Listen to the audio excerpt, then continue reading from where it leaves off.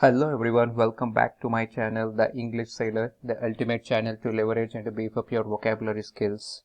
And today we are going to add 5 more new words into our vocabulary list. So let's get started. Unfortunately, we live in a world where opinions are shared and gossip is exchanged. If your friends say something bad about you that damages your reputation, then it is simply called an act of slander. So what is the meaning of slander? Slander is the act of saying an untrue negative statement about someone. The words which are falsely spoken that damage the reputation of another. Truth is generally the best vindication against slander, said Abraham Lincoln. You should avoid gossiping because telling lies about people is called slander. Slander is the act of saying an untrue negative statement about someone.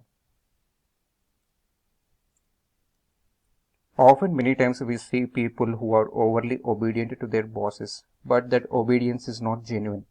It is only meant for the purpose of their own personal gain, and we can call such kind of people obsequious.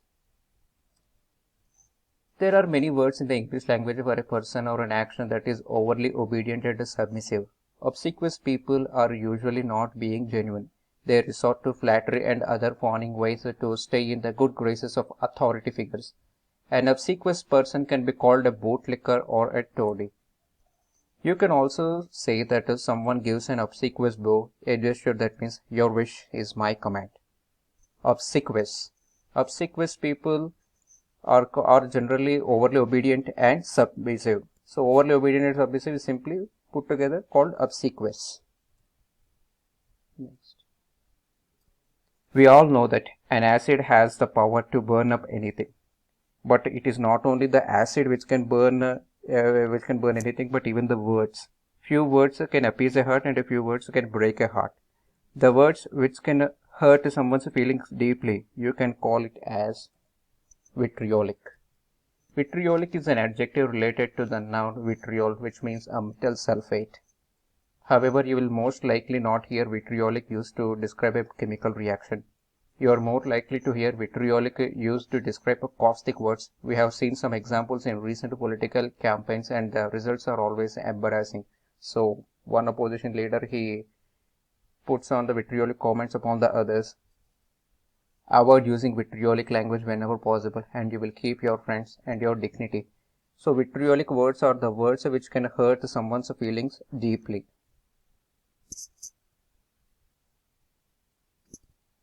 Many times we see the censored version of the movies are being uploaded on the internet. So have you ever thought what is the other way or the other word which can be used to mention, which can be used in place of this word censored? It is bowdlerize. To bowdlerize means to edit offensive parts out of something. The text was bowdlerized by chambers of educational panelists, but the book contained much new and valuable information. The text of this collection of poetry is authentic and not bowdlerized.